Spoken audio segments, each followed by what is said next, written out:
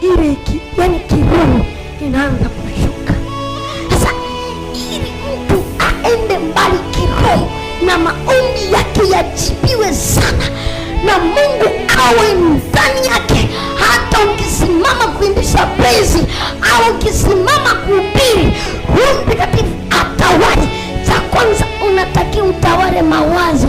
Hivi hapo utashangaa, kwa mfano 99% ya watu wametawala na shetani.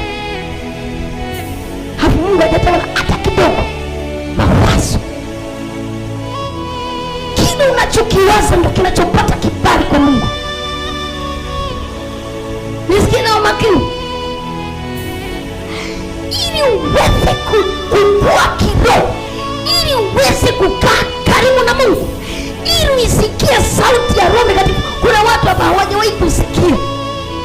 Kuna watu hapa wananena kwa lugha lakini hawaelewi wanachonena. Mimi ni mvivu wa ibada, lakini unaelewa maana lugha za unasikia lugha.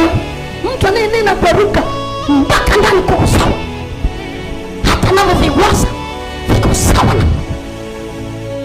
Unanena muda mwingine mimi ni mwizi wa wanawake wa watu. Uelewe.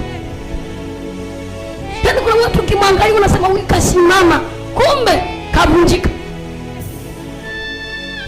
Na kemea majini. Anasema na kemea majini. Mawazo anachokiwaza. Anawaza pale amevuma macho, anawaza lile busu walipigana na mchepuko. Lakini hapa anawaza lika baba kuuza. Mtu tunapenda kuhubiri matusi sana. Utabona nionekane na kuhubiri matusi. Lika baba. Kuna wengine hapo wanaisikiliza, picha za uchi zimekaa kwenye mawazo yao. Kwa unachokiomba zile picha za uchi zinaenda kuchinja cha. Ndio maana nasema mtumishi, mimi nimeomba sana. Nimeomba mtumishi sijibiwi. Ndio nikasema uweze kufanikiwa nje ya mawazo yako. Uweze kumwona Mungu nje ya mawazo yako. Yaani wewe kwenye mawazo yako. Kuna wengine kwa wanasali lakini wanachukia majirani, wanachukia ndugu. Sasa kama mawazo yako yameruhusu kuchukia ndugu, Mungu ni pendo, apenda watu, ujue tayari wewe shetani ameshatawala mawazo, ndio unachukia.